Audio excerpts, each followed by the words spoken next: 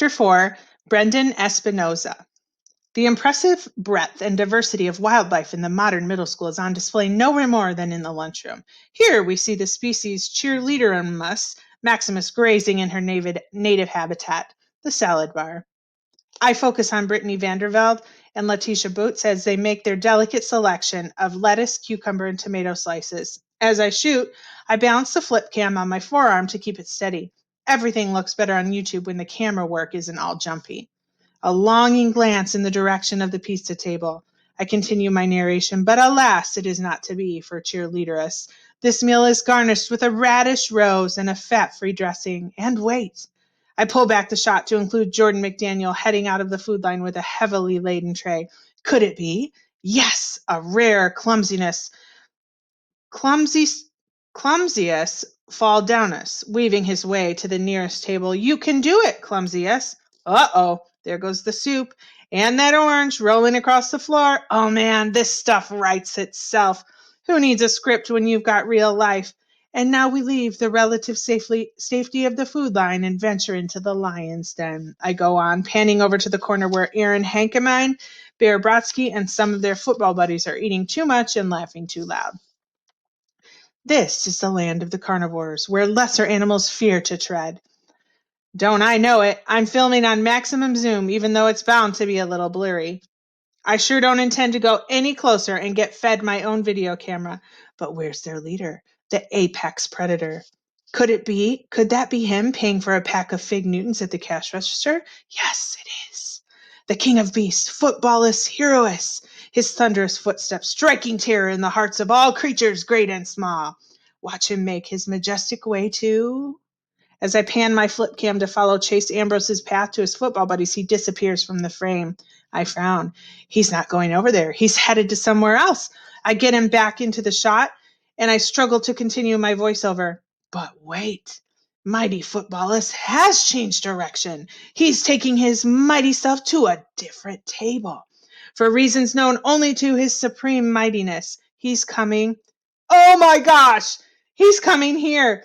I whip the camera away fast enough to leave a trail of burnt air hanging in the cafeteria. He's right opposite me, larger than life, holding his tray over my table. Why is Chase Ambrose coming anywhere near lowly me? Does he know I'm making fun of him and his friends in a YouTube video? If so, I'm dead. No ifs, ands, or buts.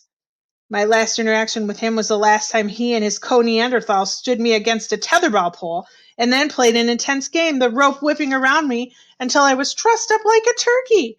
I'd probably still be there if the sanitation workers hadn't come to empty the dumpsters that day. Actually, I'm lucky I wasn't in the dumpster. Those jerks bullied Joel Weber so badly that his folks finally sent him to a boarding school. Is anyone sitting here? Chase asks.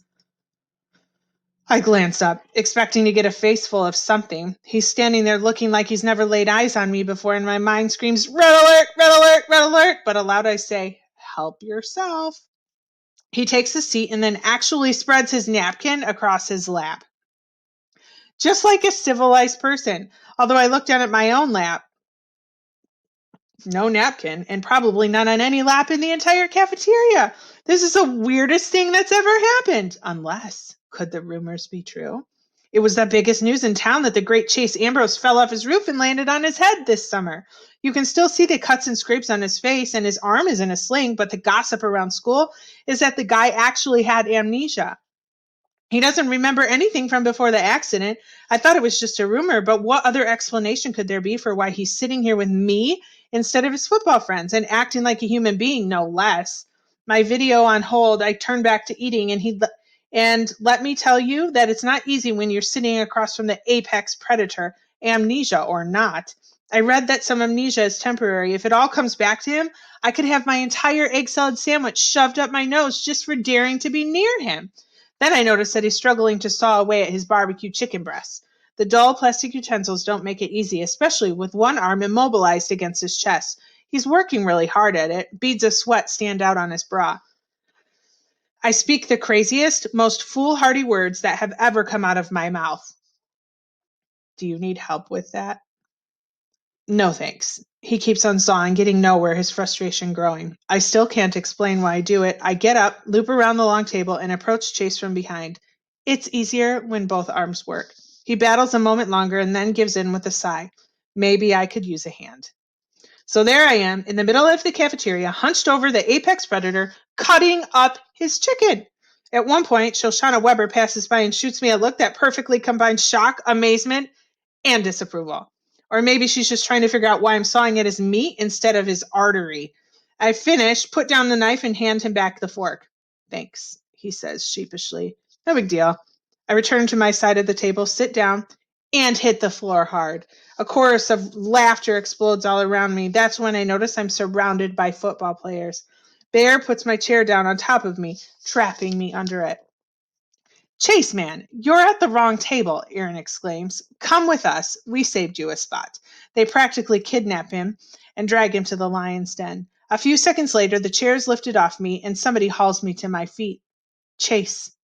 Sorry, he says, looking uncomfortable. Come on, man, over here, comes a volley of shouts. He hesitates. They're your teammates and your best friends, I tell him. Because maybe he doesn't remember. Right. If I didn't know better, I'd think that he wasn't thrilled with that idea. Back in my seat, I take out my camera and realize that the video has been running the whole time. There's no picture, obviously, but the audio is all there. I might listen to it later just to prove to myself that I had a close encounter with Chase Ambrose, and I lived to tell the tale.